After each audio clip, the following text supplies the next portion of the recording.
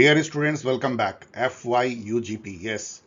हम लोग कंटिन्यू कर रहे हैं। पिछले वीडियो में हम लोगों ने अप्रोचेस टू कंपैरेटिव पॉलिटिक्स में इंस्टीट्यूशनलिज्म का स्टडी किया था, ओल्ड वर्सेस न्यू। ओल्ड मतलब जो जमाने से चली आ रही है, प्लेटो अरिस्टोटल से लेकर के 1950s तक, और फिर कैसे 1980s में न्यू इंस्टीट्यूशनलिज्म आती है और वो कैसे बदल देती है, कैसे वो हार्ड और सॉफ्ट इंस्टीट्यूशंस को मिला देती है और बहुत एनालिटिकल हो जाती है, साइंटिफिक हो जाती है।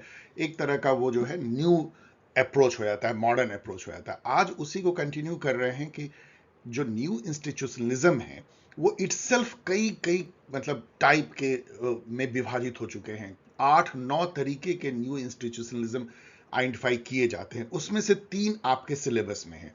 वो है rational choice, cultural and historical. पिछली जो आपके जो सीनियर्स थे उनको हिस्टोरिकल के बजाय जो है स्ट्रक्चरल सिलेबस में था, तो इसलिए ये वीडियो जो है वो उसी का एक रीपैकेज वीडियो है जिसको कि जल्दी मैं लाने की कोशिश कर रहा हूं। उसमें स्ट्रक्चरल को हटा करके मैं डिस्कस कर रहा हूं हिस्टोरिकल। ये सेकेंड सेमेस्टर जो BA ऑनर्स FYUGP के स्टूडेंट हैं उनके लिए वीडियो खासा उपयोगी होगा। इसमें जो हम लोग देख रहे हैं वो ये है कि पहले यहाँ पे जो है पिछली वीडियो से मैंने लिया है, चूंकि पहले क्वेश्चन पूछे गए हैं न्यू इंस्टीट्यूशनलिज्म से, और वो क्वेश्चन में कहीं भी कोई टाइप नहीं है, मतलब एक टाइप बता दीजिए, टाइप ऑफ है न्यू इंस्टीट्यूशनलिज्म क्या है, इसलिए वो क्वेश्चन आपके लिए भी बिल्कुल वैलिड है। इसलिए चलिए उन क्वेश्चन को हम लोग देख लेंगे। उसके बाद रैशनल चॉइस इंस्टीट्यूशनलिज्म देखेंगे क्या है, फिर कल्चरल इंस्टीट्यूशनलिज्म, और हिस्टोरिकल जो उन्होंने नया जोड़ा है उसको मैं फिर से नैरेट इसमें कर रहा हूं। बाकी ये दोनों प्रीवियसली नैरेटेड हैं। And pros and cons of new institutionalism, मतलब कि पॉजिटिव एंड निगेटिव, प्लसेस या माइनसेस, ये भी हम लोग देखेंगे। So let us begin. यदि हम पास्ट ईयर्स के क्वेश्चन को देखें, मैंने पहले वीडियो में भी चर्चा की थी, मैंने थोड़ा हाईलाइट किया है वो जो इस वीडियो में कवर की जा रही हैं। फर्स्ट यदि 2015 में देखें तो डेफिनेशंस के बाद न्यू इंस्टीट्यूशनलिज्म क्या है पूछने के बाद वो पूछते हैं discuss any one school of thought of new institutionalism. आपको पूरी आजादी है कि आप तीनों में से किसी एक को एक्सप्लेन करें। मैंने यहाँ पे ज्यादा रैशनल चॉइस को एक्सप्लेन किया है, आप दूसरे को भी कर सकते हैं। 2016 में है critically analyse new institutionalism approach to comparative politics. ये जो मैंने एक स्लाइड बनाया है प्रॉस एंड कॉन्स, उससे आप निकाल सकते हैं कि इसके लिमिटेशंस क्या हैं क्रिटिकली एनालाइज करने के लिए। एंड 2017 में जो है पूछा गया है essay on new institutionalism with special focus on historical new institutionalism. आपको मैंने यहाँ पे स्ट्रक्चरल बताया है जो कि मिलता जुलता है हिस्टोरिकल से, लेकिन हिस्टोरिकल में और भी कुछ बातें हैं, तो मेरी सलाह होगी कि आप थोड़ा हिस्टोरिकल जो है आपके रीडिंग लिस्ट में है हॉल एंड टेलर का, उसको पढ़ लीजिए। वो थोड़ा मिक्सचर है सभी जो रैशनल चॉइस और कल्चरल का। तो यहाँ पे मैं स्पेसिफिकली हिस्टोरिकल न्यू इंस्टीट्यूशनलिज्म चर्चा नहीं कर रहा हूँ, लेकिन स्ट्रक्चरल से आप काफी कुछ निकाल सकते हैं थोड़ा सा पढ़ के। 2018 में है ब्रीफली डिस्कस सोशियोलॉजिकल इंस्टीट्यूशनलिज्म। वो तो पूरी तरह से कल्चरल जो इंस्टीट्यूशनलिज्म जिसका चर्चा करेंगे उसका एक तरह सिनोनिमसली उसको आप यूज कर सकते हैं। सो सोशियोलॉजिकल इंस्टीट्यूशनलिज्म इस वीडियो में चर्चा की जा रही है। तो मतलब आप देख सकते हैं कि इस वीडियो में जो क्वेश्चन पूछे गए हैं पिछले 4 साल में उसको ज्यादा से ज्यादा इसमें कवर किया जा रहा है, लेकिन उसकी बेस जो है वो हम लोगों ने पहले वीडियो में देखा है। So first let us recall हम लोगों ने क्या देखा था फर्स्ट वीडियो में, सो दैट कि हम सेम पेज पे पहुंच के इसको जो है हम चर्चा कर सके आगे। 3 न्यू इंस्टीट्यूशनलिज्म को इंस्टीट्यूशन, यहाँ पे इनको आप ओमिट कर दीजिए please. Institutions is stable recurring pattern of behaviour often referred to as rule of the game। तो आप इसको समझ सकते हैं कि soft definition of soft institution की डेफिनेशन है, इसको हार्ड ऑर्गेनाइजेशन से अलग समझा सकता है। It is stable recurring pattern of behaviour, जिसको कि आप कह सकते हैं वही जो है एक फ्रेम ऑफ रेफरेंस देता है, रूल ऑफ द गेम देता है, जिसके अंदर में सारे हमारे इंडिविजुअल सोशल बिहेवियर जो है वो शेप लेते हैं। Institutions matter because they shape individual behavior and affect political processes and outcomes। ये हम लोगों ने देखा। Institutionalism is understanding politics from institutional perspective। जब इंस्टीट्यूशन के चश्मे से हम पॉलिटिक्स को समझने की कोशिश करते हैं तो इंस्टीट्यूशनलिज्म कहलाता है। Institutionalism has been most important approach to comparative politics since beginning. Aristotle's comparison of constitution of 150 states और प्लेटो का theory of the ideal state, ये सब जो है वहां से शुरुआत होती है। मॉन्टेस्क और उसके आगे टॉकवेल और सभी इसको जो है यूज करते हैं। Institutional approach was the approach for studying politics since beginning. लेकिन however the old legal, formal, normative, philosophical or descriptive institutionalism became almost dead on the wake of behavioral movement in 1950s और 60 पूरे बह गया ये जो institutionalism था. New institutionalism was a response to behavioralism to bring back the state and institutions back into focus in 1980s. Mark and Oleson की जो किताब थी 1984 में, उससे इसकी शुरुआत हुई और एक तरह से फिर से इसने स्टेट और इंस्टीट्यूशंस को बैक इन फोकस ला दिया. New institutionalism situate institutions between macro societal structure, जो बड़े सोसाइटल स्ट्रक्चर है like federalism, caste structure, economic structure, capitalism, and socio cultural super structure, जो हमारे आइडिया, बिलीफ सिस्टम है, वर्ल्ड व्यू है, एंड इंडिविजुअल पॉलिटिकल एक्टर. इन सबको, इनके बीच में इसको सिचुएट करता है, जिसका इंडिविजुअल पॉलिटिकल एक्टर्स का behaviours and actions are shaped by the institutions in which individuals are embedded. इसके व्यू में जो है इंडिविजुअल जो है एक तरह से वो जैसे समझिए कि बीज जो है वो फ्रूट में एम्बेडेड होता है, उसी तरह इंडिविजुअल जो है इंस्टीट्यूशनल एनवायरनमेंट में या इंस्टीट्यूशनल सेटिंग में एम्बेडेड होता है और उसका बिहेवियर एक्शन जो है वो इंस्टीट्यूशनल कॉन्टेक्स्ट से गाइडेड होता है. New institutionalism in comparison to the old focuses less on organizational structure, मतलब हार्ड इंस्टीट्यूशन पे कम फोकस करता है, and more on rule, norms and practices. Soft institution पे ज्यादा फोकस करता है. New institutionalism is more analytical, explanatory and empirical. It is less ethnocentric and more comparative and contextual. तो ये हम लोगों ने देखा था. आइए इस स्लाइड में हम लोग थ्री न्यू इंस्टीट्यूशनलिज्म जो टाइप्स हैं, जो सिलेबस में है, उसकी हम लोग एक थोड़ी सी ओवरव्यू चर्चा कर लेते हैं, फिर एक एक करके देखेंगे. जैसा मैंने आपको बताया कि 8-9 टाइप के न्यू इंस्टीट्यूशनलिज्म आइडेंटिफाई किए गए हैं, जिसमें से 3 आपके सिलेबस में है, रैशनल चॉइस, कल्चरल और हिस्टोरिकल. जैसा मैंने पहले बताया कि पिछले सिलेबस में हिस्टोरिकल के बजाय स्ट्रक्चरल था, यहाँ पे हिस्टोरिकल है. अब देखिए एक एक करके देखें नट सेल में क्या है. रैशनल चॉइस जो है मेन स्टे है न्यू इंस्टीट्यूशनलिज्म का, जिसमें यह माना जाता है कि जो institution is composed of rational individual actors. Rational actor किसको कहते हैं? यह इकोनॉमिक्स से लिया गया है. ऐसे एक्टर्स, ऐसे इंडिविजुअल जब बोलते हैं तो आप ये समझ लीजिए कि इसमें फर्म भी आते हैं, जो कंपनीज होते हैं वो भी इंडिविजुअल की तरह बिहेव होते हैं, और इंडिविजुअल तो है ही. तो ऐसे इंडिविजुअल जो अपनी यूटिलिटी को या इंटरेस्ट को या प्रेफरेंसेस को ऑलवेज मैक्सिमाइज करना चाहते हैं, वो रैशनल एक्टर होते हैं. और वो दिमाग में जो है उनका कैलकुलेशन चलता रहता है, कॉस्ट बेनिफिट एनालिसिस चलती रहती है हर ऑप्शंस का, और जिसमें उनको लीस्ट कॉस्ट या मैक्सिमम बेनिफिट दिखता है उस ऑप्शन को चुनते हैं, जिससे उनका यूटिलिटी मैक्सिमाइज होता है. इंस्टीट्यूशन ऐसे ही रैशनल एक्टर से बना हुआ होता है. लेकिन इंस्टीट्यूशनलिज्म ये कहता है कि ऐसे रैशनल एक्टर जो है फ्री नहीं है अपने सोच विचार या डिसीजन के लिए. इंस्टीट्यूशन उनको 2 तरीके से जो है वो इफेक्ट करता है. एक कि इंस्टीट्यूशन एक कंस्ट्रेन प्रस्तुत करता है, मतलब आप ये कर सकते हो, ये नहीं कर सकते हो, क्योंकि इंस्टीट्यूशन के जो रूल, नॉर्म्स, कन्वेंशन होते हैं वो उनके हाथ पैर बांध देते हैं. सेकेंड जो है वो इंस्टीट्यूशन एक इंसेंटिव स्ट्रक्चर भी देता है. एक तरफ तो उनको रोकता है और दूसरी तरफ कुछ करने को प्रेरित करता है कि यदि ये करोगे तो तुम्हें रिवार्ड मिलेगा. तो ये जो रिवार्ड और पनिशमेंट का जो डर है, मतलब कह लीजिए कि कंस्ट्रेन और इंसेंटिव स्ट्रक्चर जो वो प्रस्तुत करता है एक रैशनल एक्टर को, इस बेसिस पे इंस्टीट्यूशन जो है वो रैशनल एक्टर के सोच और उनके डिसीजन मेकिंग को इफेक्ट करता है. यही रैशनल चॉइस न्यू इंस्टीट्यूशनलिज्म कहता है. कल्चरल जो इसका स्ट्रैंड है वो एक अलग डायरेक्शन में जाता है. वो कहता है कि इंस्टीट्यूशन जो है ना वो बेसिकली जो लार्जर सोशियो पॉलिटिकल या सोशियो इकोनॉमिक कल्चर कहिए या सोशियो पॉलिटिकल कल्चर कहिए या इन जनरल कल्चर कहिए, उसको इम्बॉडी करता है. मतलब बेसिकली जो हमारा कल्चर है, ओवर आर्किंग कल्चर है, cultural belief, norms, values, conventions, practices, world view जो है, उसी को इंस्टीट्यूशन एक तरह का उसका माइक्रोकॉज्म हो जाता है. उसी कल्चर को वो जो है मैनिफेस्ट करता है, निरूपित करता है. जैसे मान लीजिए कि जो इंस्टीट्यूशन अफ्रीका में होंगे, वो अफ्रीकन जो वो पर्टिकुलर जो इथनिक मान लीजिए ग्रुप वहां पे है, उनके कल्चर से जो है वो गाइडेड होगा. यदि आप यहाँ इंडिया से जाएंगे तो आपको बहुत कुछ वहां पे अजीब लगेगा कि इंस्टीट्यूशन में बॉस के साथ कैसे बिहेव किया जाता है, वो बहुत अलग होता है. जैसे फॉर एग्जांपल आप देखिए कि अमेरिका में आप किसी यदि ऑर्गेनाइजेशन में काम करते हैं, अपने सीनियर बॉस को नाम लेके बुलाते हैं, मिस्टर सो एंड सो. क्या इंडिया में आप ऐसा कर सकते हैं? ये यहाँ पे जो है डिस्कर्सी मानी जाती है. ये कल्चर से ये इफेक्ट आता है. किस तरीके से सबऑर्डिनेट जो बिहेव करते हैं बॉस से, कैसे पीयर टू पीयर में कैसे कम्युनिकेशन होता है, ये सब कल्चर से गाइडेड होता है। तो ये कल्चरल जो न्यू इंस्टीट्यूशनलिज्म है, कल्चर का जो इम्पैक्ट होता है इंस्टीट्यूशन के डेवलपमेंट पे, और कल्चर को कितना इंस्टीट्यूशन मिमिक करता है या इम्बॉडी करता है, उस पर फोकस होता है।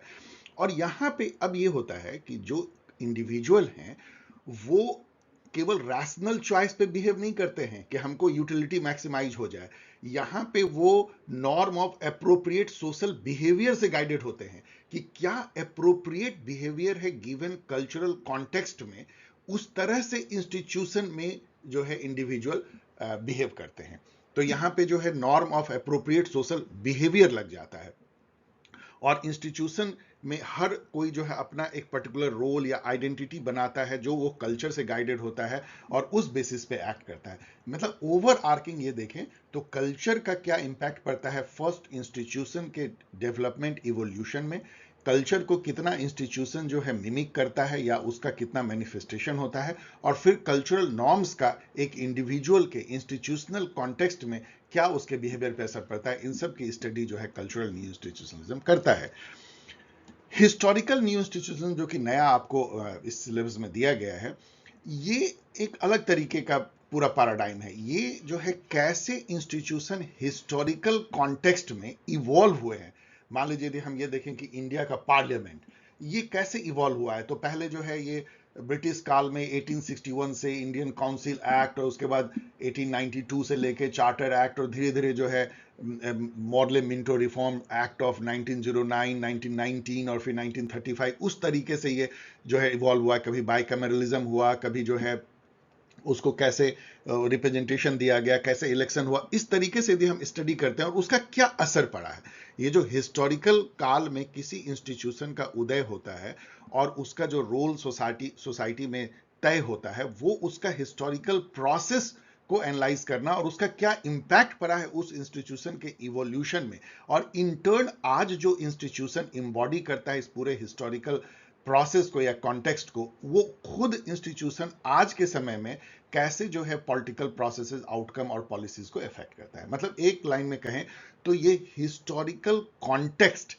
में जो इंस्टीट्यूशन का इवोल्यूशन होता है, और हिस्टोरिकल जो कुछ इवेंट्स होते हैं, कुछ कंटिजेंसी हो गए, कोई ऐसा मतलब कि रिवॉल्यूशन हुआ या आज़ादी हुई और उसके बाद नया कॉन्स्टिट्यूशन बना, उससे जो इंस्टीट्यूशन बने, उस तरह के, और कैसे इंस्टीट्यूशन का जो हिस्टोरिकल कॉन्टेक्स्ट है उसको एक तरीके से बांध देता है, वो एक अलग डायरेक्शन में नहीं जा पाता है, वो पाथ डिपेंडेंट हो जाता है। मतलब हम कोर्स चेंज नहीं कर सकते। अब इंडिया आज के समय में चाहे कि हम प्रेसिडेंशियल फॉर्म ऑफ गवर्नमेंट अपनाए तो इट्स वेरी डिफिकल्ट, क्योंकि 200 साल का हमारा जो है एक पाथ डिपेंडेंसी हो गई है, लॉक इन हो गया है, स्टिकीनेस हो गया है, हम इस फॉर्म में ट्रेन हो गए हैं। इनफैक्ट जब हम लोगों की कॉन्स्टिट्यूशन बन रही थी तो उस समय ये हो रहा था क्यों ना हम लोग प्रेसिडेंशियल फॉर्म में जाए, तो जो कॉन्स्टिट्यूशन के निर्माता थे उन्होंने बोला नहीं, हम लर्न कर चुके हैं पार्लियामेंट्री फॉर्म ऑफ, हम इसमें ट्रेन हो गए हैं, तो इसको चेंज नहीं करना। इस तरह के फिनोमेना को पाथ डिपेंडेंसी कहते हैं।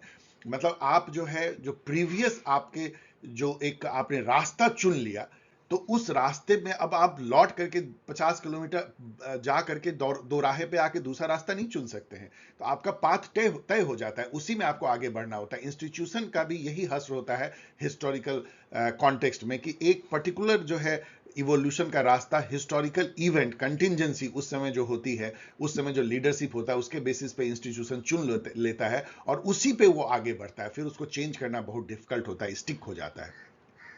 तो जो हिस्टोरिकल कार में जो क्रिटिकल जंक्चर होते हैं, जैसे इंडिया का आज़ादी, उससे इंस्टीट्यूशन के इवोल्यूशन पे क्या असर पड़ता है, या रिवॉल्यूशन, फीडबैक जो है वो बहुत तरीके का होता है। इंस्टीट्यूशन जो आगे बढ़ता है तो वो उसके जो कंसेक्वेंसेज होते हैं वो भी फीडबैक लूप में आते हैं, और फिर जो दूसरे इंस्टीट्यूशंस भी जो हैं या खुद जो वो इंस्टीट्यूशंस हैं अपने पास्ट के अनुभव से वो एक फीडबैक लूप में जाता है और वो बंध जाता है अपने ही चक्र में। इसके अलावा जो इंडिविजुअल्स हैं, जो एक्टर्स हैं, उनकी फीडबैक जो है वो इंस्टीट्यूशन को चेंज करती है और इंस्टीट्यूशन की फीडबैक इंडिविजुअल को चेंज करती है। इस तरह से फीडबैक लूप काम करता है। पाथ डिपेंडेंसी मैंने बता ही दिया, लॉक इन इफेक्ट आप समझ सकते हैं, स्टिकीनेस है, मतलब वही पाथ डिपेंडेंसी से आती है। ये सबको हम एनालाइज करते हैं कि इंस्टीट्यूशन कैसे डेवलप किया है और इंटर्न इंस्टीट्यूशन जो है वो कैसे अफेक्ट कर रहा है political processes and outcomes and policies को। ये हिस्टोरिकल न्यू इंस्टीट्यूशनलिज्म है। तो ये तीन का एक ओवरव्यू, अब एक एक करके हम लोग चलिए आगे देखते हैं। अब हम लोग बेसिकली शुरुआत कर रहे हैं 3 न्यू इंस्टीट्यूशनलिज्म की। सबसे पहला है रैशनल चॉइस इंस्टीट्यूशनलिज्म, जो कि एक तरह से समझ लीजिए मेन स्ट्रीम न्यू इंस्टीट्यूशनलिज्म भी आप कह सकते हैं, सबसे ज्यादा जो फोकस में होता है। ये है क्या, लेट अस अंडरस्टैंड। इसके तहत जो है पॉलिटिकल एक्टर्स आर रैशनल, मतलब स्ट्रैटेजिक एंड रैशनल थिंकर हैं, and self interested and act strategically to maximise their preferences और utility which are fixed and stable, मतलब उनके जो प्रेफरेंसेस और यूटिलिटी है वो फिक्स्ड हैं, स्टेबल हैं, और वो फॉर्म होते हैं independent of the institutional context. ये बहुत इंपॉर्टेंट है, लास्ट में जो है इसका मायने ये है कि कोई भी जो इंडिविजुअल होता है उसका अपना इंटरेस्ट और प्रेफरेंस जो होता है वो एक्सोजेनियसली, मतलब वो इंस्टीट्यूशनल एनवायरनमेंट पे डिपेंड नहीं करता है। सबका जो अपना इंटरेस्ट प्रेफरेंस है वो इंस्टीट्यूशन के बाहर फॉर्म होता है, जो कि फिक्स्ड होता है, स्टेबल होता है। केवल इंस्टीट्यूशन उसको कंस्ट्रेन करता है, उनके इंटरेस्ट प्रेफरेंस को थोड़ा इफेक्ट कर देता है, और वहां पे जो वो चॉइस करते हैं उसको भी इंस्टीट्यूशन इफेक्ट करता है। लेकिन इंडिविजुअल बेसिकली ऑटोनोमस होता है, ऑटोनोमसली अपना इंटरेस्ट और प्रेफरेंस जो है वो डेवलप करता है, और तब वो इंस्टीट्यूशन का मेंबर बनता है, पार्ट बनता है। ये बेसिकली इसका कहना है। Rational individual take decisions by calculating cost benefits of all possible alternatives and his expectations about how others are likely to react to his decision.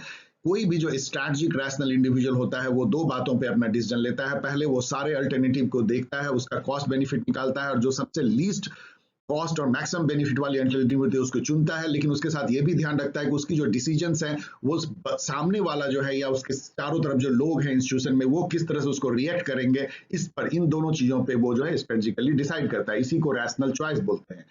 Institutions are created, used and changed by rational individuals actors to suit their goals and interests, जो कि Douglas C north ने कहा था। मतलब इसके अनुसार से institution create ही होता है या चेंज होता है, रैशनल इंडिविजुअल अपने इंटरेस्ट को और अपने गोल को पूरा करने के लिए इंस्टीट्यूशन को बनाते हैं, चलाते हैं और उसको चेंज करते हैं या मिटाते हैं। ये व्यू है इंस्टीट्यूशन के ओरिजिन या चेंज होने का रैशनल चॉइस थ्योरी के अनुसार। Institution affect choice decisions of rational actor. अब यहां पे वो बता रहे हैं इंस्टीट्यूशन का क्या रोल है। Institutions affect choice and decisions of rational actor by presenting different incentive structure which increases or decreases cost benefits of alternatives and structuring regulating interactions with other। अब आप देखिए, वो जो रैशनल इंडिविजुअल है वो अपने कॉस्ट बेनिफिट को analyse करता है अपने हर अल्टरनेटिव को चॉइस करने से पहले, यही रैशनलिटी है। लेकिन उसका जो कॉस्ट बेनिफिट है वो बदल जाता है इंस्टीट्यूशनल सेटिंग में। जैसे फॉर एग्जांपल आप समझिए, मान लीजिए कि आप चीटिंग करना चाहते हैं ऑर्गेनाइजेशन में और आपको लगता है कि इससे आपको बेनिफिट है, लेकिन आपका जो है इंस्टीट्यूशनल रूल रेगुलेशन जो है वो चीटिंग के लिए पनिशमेंट देता है, आपको जो है जॉब से निकाला जा सकता है, आप पर मॉनिटरी पनिशमेंट किया जा सकता है, जेल दिया जा सकता है। तो ये जो इंसेंटिव स्ट्रक्चर है या रूल्स रेगुलेशन है वो आपको कंस्ट्रेन करता है मैक्सिमाइजिंग अपनी यूटिलिटी करने के लिए, और आप जो है एक पर्टिकुलर तरीके से बिहेव करते हैं तो क्या बोलता है इसका कॉस्ट ज्यादा हो जाता है। इसी तरह से उसका उल्टा भी हो सकता है, कुछ बिहेवियर को ऑर्गेनाइजेशन अवॉर्ड करता है, जैसे कि आप इंफॉर्मेशन शेयर कर रहे हैं, आपके मन में आएगा नहीं नहीं इंफॉर्मेशन हाइड करके रखो हमको पावर होगा, लेकिन ऑर्गेनाइजेशन कहता है जो इंफॉर्मेशन शेयर करेंगे उनको हम रिवॉर्ड देंगे, तो वहां पे आपका कॉस्ट बेनिफिट एनालिसिस बदल जाता है और आपका बिहेवियर बदल जाता है। दिस वे इंस्टीट्यूशन जो है एक रैशनल इंडिविजुअल के बिहेवियर और एक्शन को शेप करता है। इसके अलावा क्योंकि आपके जो रिलेशन जो अदर से हैं, जो एक्सपेक्टेशन है, रिएक्शन से आपके एक्शन का, वो भी ऑर्गेनाइजेशनल रूल से जो है गाइडेड होता है कि दूसरा कैसे आपसे बिहेव करेगा, पैटर्न ऑफ बिहेवियर, तो उसके चलते भी आप जो है आपकी बिहेवियर और एक्शन बदलती है। तो इन दोनों तरीके से इंस्टीट्यूशन मैटर्स एज पर RCI। Institutions structure, therefore, institutions structure the choices, range of options and information available to its member, जिसको कि साइमन ने कहा था बाउंडेड रैशनैलिटी। क्योंकि इंस्टीट्यूशन के अंदर में आपके पास में टाइम कम होता है, इंफॉर्मेशन लिमिटेड होता है, और दूसरे एक्टर्स का जो मोटिव और बिहेवियर से भी आपको नाता होता है। इसके चलते 100% कंप्रिहेंसिव रैशनैलिटी पॉसिबल नहीं है। यहाँ पे इंडिविजुअल जो है वो मैक्सिमाइज करने के बजाय सेटिस्फाइसर हो जाता है, एक गुड एनफ यदि उसको चॉइस मिल जाता है तो वो कर लेता है। That is bounded rationality. Institution also solve many of the collective action problems।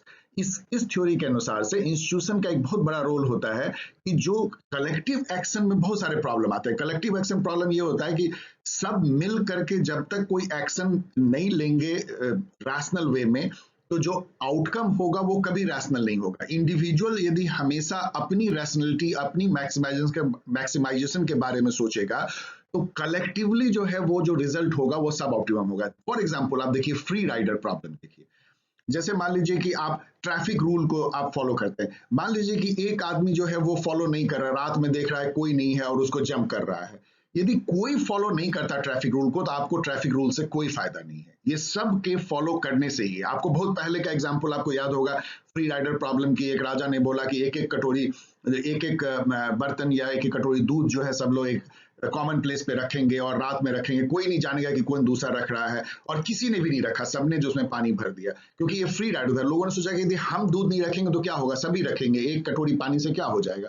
But everybody thought like rational and strategic individual. उसका नतीजा ये हो गया। ये एक एग्जाम्पल है। ऐसे कई जो है पब्लिक जो गुड्स होते हैं उसमें फ्री राइडर प्रॉब्लम होते हैं। आप रेलवे में चढ़ते हैं और फ्री राइडर प्रॉब्लम होती है। आप पब्लिक प्रॉपर्टी को बर्बाद करते हैं, उसको मिसयूटिलाइज करते हैं। आपको कोई फ्री मेडिकल फैसिलिटी मिलती है तो ओवर कंज्यूम करते हैं। This are all free rider problem. Transaction cost जो है, जब भी दो इंडिविजुअल या इंडिविजुअल्स इंटरेक्ट करते हैं तो उसका ट्रांजैक्शन कॉस्ट होता है। जैसे चीटिंग की कॉस्ट होती है, कोई आपके कॉन्ट्रैक्ट को फॉलो नहीं करे उस तरह की कॉस्ट होती है।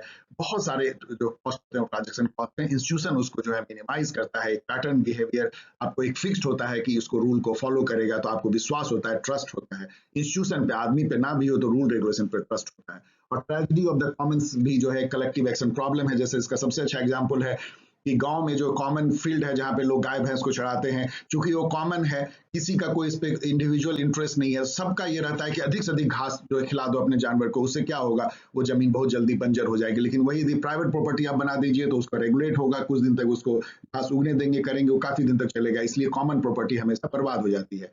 प्रिंसिपल एजेंट प्रॉब्लम क्या होती है कि जैसे कि हम सिटीजन जो है वो प्रिंसिपल हैं और हमारे नेता जो हमारे रिप्रेजेंटेटिव हैं वो एजेंट है, लेकिन हम उनके बिहेवियर को कंट्रोल नहीं कर पाते हैं क्योंकि वो रैशनल एक्टर हैं। वो अपने इंटरेस्ट में काम करने लगते हैं। हमारे इंटरेस्ट जो कि हम प्रिंसिपल हैं डेमोक्रेसी में, पीपुल उनके इंटरेस्ट में काम नहीं करते हैं। This is principal agent problem. Institution इन सब को जो है सॉल्व करता है। आपने इसे सुना होगा, डेमोक्रेसी में लोग कहते हैं कि इंस्टीट्यूशनल अरेंजमेंट यदि स्ट्रांग है तो जो पॉलिटिकल एजेंट हैं, जो लीडर्स हैं, वो ज्यादा जो है अपनी मनमानी नहीं कर पाते हैं। और इसलिए पॉलिटिकल एक्टर सबसे पहले इंस्टीट्यूशन को कंप्रोमाइज करने की कोशिश करते हैं। तो इंस्टीट्यूशन का रोल इन सब कलेक्टिव एक्शन प्रॉब्लम को सॉल्व करने में है।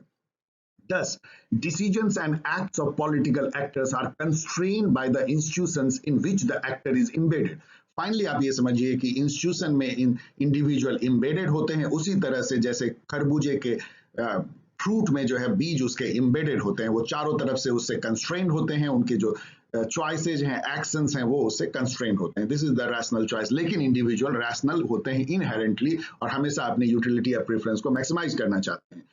Hence, institution matters because it affects individuals' political behavior and therefore political processes and outcomes. तो ये है रैशनल चॉइस इंस्टीट्यूशनलिज्म। इसके जो प्रोपोनेंट रहे मैंने पहले बताया, Douglass C North, Herbert Simon, Adam Smith और मेनी अदर्स को आप इसमें जोड़ सकते हैं। कई इसके जो है प्रोपोनेंट हैं। यदि हम इसके प्रॉस एंड कॉन्स देखें रैशनल चॉइस न्यू इंस्टीट्यूशनलिज्म के, इसको मैंने थोड़ा डिटेल में बताया है क्योंकि आप एक यदि चूज करना हो एग्जामिनेशन में तो मेरे अनुसार से आप इसको ही लिखिए, इसमें ज्यादा मटेरियल आपको मिलेंगे।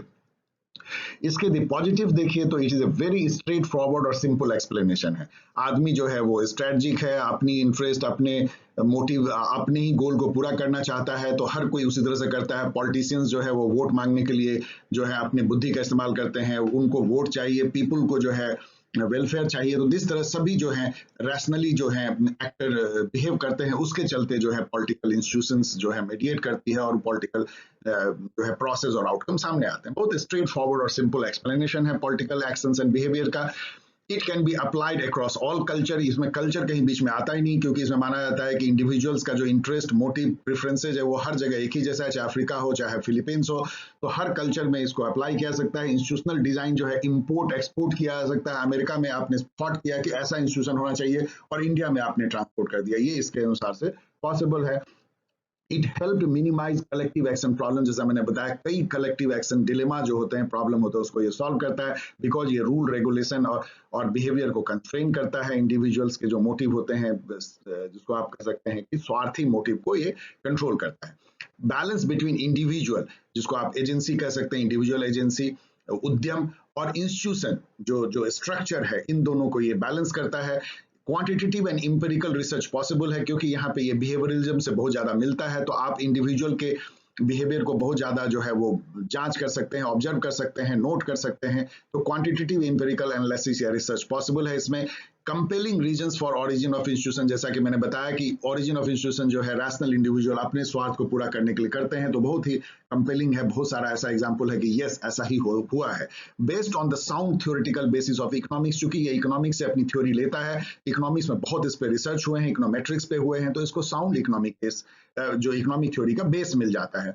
और जो इंट्यूटिवली हम लोगों को लगता है कि रियल लाइफ में जो पॉलिटिक्स होता है वो सही में लगता है कि ऐसा ही होता है कि हर पॉलिटिकल एक्टर जो है अपने स्वार्थ को पूरा करने के लिए एक पॉलिटिकल गेम खेलता है और उसी का पूरा आउटकम जो है पॉलिटिकल प्रोसेस आउटकम होता है। तो हम लोग इंट्यूटिवली फील होता है कि ये रियलिटी के करीब है।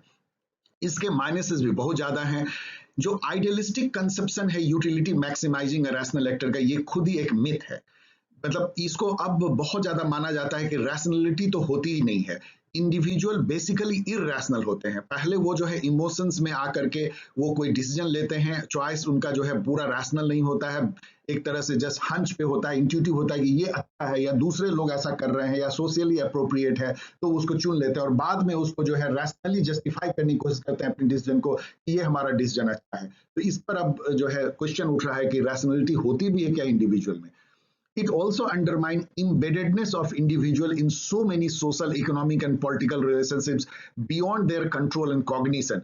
मतलब आदमी को पता भी नहीं चलता, जैसे मछली को पता नहीं चलता कि वो पानी के अंदर है, हमें पता नहीं चलता कि हम हवा के पूरे इन्वेलप में घिरे हुए हैं। इसी तरह एक इंडिविजुअल को पता भी नहीं चलता कि वो इंस्टीट्यूशनल एनवायरनमेंट इम्बेडेड है, उसकी जो पूरी कॉग्निशन है, जो हम सोच है, अब उस पर पूरा हावी होता है। बिना सोचे हुए हम कुछ ऐसा बिहेव करते हैं जो कि इंस्टीट्यूशनल रूल रेगुलेशन नॉर्म से जो है गाइडेड होती है। इन सब को ये जो है नकार देता है, इसलिए ये बहुत अच्छा नहीं है। Use of deductive methodology. Deductive methodology क्या होता है? पहले ही आपने एक प्रिंसिपल बना लिया, इंडिविजुअल रैशनल होते हैं और उनका जो है यूटिलिटी मैक्सिमाइजर होते हैं, और फिर जो है आप पॉलिटिक्स को उसके तरह से एनालाइज करते हैं। इसको डिडक्टिव बोलते हैं, मतलब ऊपर से जब आप नीचे आते हैं। इंडक्टिव क्या होता है? पहले आप इंपेरिकल एनालिसिस करते हैं, डेटा जुटाते हैं, उसके पैटर्न को देखते हैं, तब ऊपर जाते हैं कि क्या थ्योरी इससे नजर आ रही है, उसको इंडक्टिव मेथोडोलॉजी बोलते हैं। क्योंकि ये डिडक्टिव मेथोडोलॉजी है तो ये बहुत ही कई मायने में क्वेश्चनेबल हो जाता है। एंड उससे क्या होता है, उस डिडक्टिव मेथोडोलॉजी से वो एक टेंडेंसी बनाते हैं towards relatively very narrow even mechanical specifications of actors motive. बहुत मैकेनिकली कहते हैं कि उनका मोटिव जो है मैक्सिमाइजर है, प्रेफरेंसेज एंड इंस्टीट्यूशनल कॉन्टेक्स्ट, इसको बहुत ही नैरोली देखते हैं क्योंकि ये डिडक्टिव मेथोडोलॉजी है। पहले ही ये कुछ चीजें मान लेते हैं। Universal assumptions about actors and which specifies the preferences or goals of the actors exogenously to the institutional context। ये जो मैंने आपको बताया ये बहुत क्वेश्चनेबल है कि क्या एक इंडिविजुअल एक्टर्स का जो इंटरेस्ट या प्रेफरेंस है वो ऑर्गेनाइजेशन या इंस्टीट्यूशंस के बाहर फॉर्म होता है, क्या उसमें इंस्टीट्यूशन का कोई रोल ही नहीं होता उनके इंटरेस्ट को या मोटिव को फॉर्म करने में? ये बहुत क्वेश्चनेबल है। इसके अलावा जो इंडिविजुअल एक्टर हैं क्या वो यूनिवर्सल इंटिटी हैं? क्या वो अफ्रीका के कल्चर में और फिलीपींस या इंडिया के कल्चर में सब जगह एक ही तरह से बिहेव करते हैं, एक ही तरह से इंटरेस्ट फॉर्म होता है? ये यूनिवर्सलिटी ऑफ पॉलिटिकल एक्टर और उनके इंटरेस्ट का formation outside the organizational context, ये बहुत ही क्वेश्चनेबल है। Its belief in universal human nature and hence universal application of its theories across culture, ये तो उसका ही परिणाम है कि ऐसा सोचेंगे और ये बहुत ही क्वेश्चनेबल है। Excessive focus on individual motives and actions undermine the social and community life। ये जो है जो सोशल बिहेवियर है, कम्युनिटी लाइफ है या जो ग्रुप नॉर्म है उसको थोड़ा सा अंडरमाइन करता है। इंडिविजुअल की तरफ फोकस है, तो ये तो डिबेट हमेशा चलता रहेगा इंडिविजुअल वर्सेस कलेक्टिव्स। और अभी भी ये जो है इथनोसेंट्रिक मेरे अनुसार से है, ये काफी ज्यादा जो है वेस्टर्न कल्चर से गाइडेड है, जो कि इंडिविजुअलिज्म और रैशनलिटी पे गाइडेड है। जो कल्चर बेस्ड सोसाइटी है लाइक एशिया के, लाइक इंडिया है, चाइना है, साउथ ईस्ट एशिया है, इवन अफ्रीका का ट्राइबल कल्चर, उससे ये बिल्कुल जो है मैच नहीं करता। और ये पूरी दुनिया में जो वेस्टर्न इंडिविजुअलिस्टिक रैशनल जो कल्चर है उसको एक तरह से थोपने की कोशिश है। उसी के पैटर्न पे जो है रैशनल चॉइस के पैटर्न पे वहाँ इंस्टीट्यूशन डिजाइन किए गए हैं और वो पूरे लिबरल डेमोक्रेसी में पूरी दुनिया में जो है एक तरह से थोप दिए गए हैं। तो ये इसकी क्रिटिसिज्म हो सकती है। तो these are the pluses and minuses of rational choice, new institutionalism. अब हम आगे बढ़ते हैं। दूसरा जो कल्चरल इंस्टीट्यूशनलिज्म है, जिसको आप सोशियोलॉजिकल भी कह सकते हैं, आप इसको सिनोनिमसली यूज कर सकते हैं। ये क्या है? यहां पे अब एकदम पूरी एक दूसरी व्यू है। यहाँ पे है institutions embody represent prevailing culture of the community, तो उसके सोशियो कल्चरल एनवायरनमेंट है उसको वो रिप्रेजेंट करता है, इंस्टीट्यूशन उसी का एक प्रतिरूप है, उसको वो धारण करता है, इम्बॉडी करता है। And institutions provide behavioural template and cognitive scripts. यहाँ पे आप सोचिए मैं क्या कह रहा हूँ, या ये मैंने नहीं कहा, ये थ्योरीज हैं, इसको आप समझने की कोशिश करें। एक बिहेवियरल टेम्पलेट देता है, टेम्पलेट मतलब फॉर्मेट होती है, आपको कैसे बिहेवियर करना है उसका एक तरह से फ्रेम ऑफ रेफरेंस देता है, आपको बताता है कि ऐसा सिचुएशन हो तो ऐसा बिहेव करें, यही अप्रोप्रिएट बिहेवियर है, और ऐसा हम लोग सब करते हैं। कॉग्निटिव स्क्रिप्ट क्या है, हमारे दिमाग में जो इमेज बनती है कि हम क्या हैं, हम क्या कर सकते हैं, हमें क्या करना चाहिए, ये जो हमें जो नॉलेज होता है या रियलाइजेशन होता है उसको कॉग्निशन बोलते हैं। वो जो कॉग्निटिव स्क्रिप्ट भी हमें देता है कि इस सिचुएशन में हम क्या कर सकते हैं, ये भी हमें जो है इंस्टीट्यूशन देता है। So institution provide behavioural template and cognitive scripts और frame of reference which shape identity, self image, preference, behaviour and actions of individual. तो इंडिविजुअल का प्रिफरेंस, इंटरेस्ट जो है वो बनता ही है इंस्टीट्यूशन के परिप्रेक्ष्य में, उसकी आइडेंटिटी कि वो क्या है, उसकी सेल्फ इमेज और वो क्या कर सकता है, ये सब इंस्टीट्यूशन पे गाइड पे डिसाइडेड होता है। क्यों? क्योंकि institutions influence behavior and actions not only by specifying what one should do in a given role and situation, but also by specifying what one can imagine oneself doing in a given context। ये क्या कर रहा है, ये first जो मैंने कहा उसी का बात है। एक पर्टिकुलर इंस्टीट्यूशनल रोल और सिचुएशन में कोई भी इवन रैशनल एक्टर भी जो होगा वो ये सोचेगा कि हमारा अप्रोप्रिएट सोशल बिहेवियर क्या है, क्या हम ऐसा करें जो कि सामने वाला एक्सेप्ट करेगा। ये हर ऑर्गेनाइजेशन में आप देखिए, इंस्टीट्यूशन में जो है जैसे प्राइम मिनिस्टर भी संसद एक इंस्टीट्यूशन है, तो वहां पे उनका एक रोल है प्राइम मिनिस्टर का, और एक सिचुएशन है, मान लीजिए कि डिबेट हो रहा है प्रेसिडेंट के अभिभाषण पे, तो इसमें उनको पता है कि क्या एक अप्रोप्रिएट बिहेवियर है, ये वो इंस्टीट्यूशन गाइड करता है।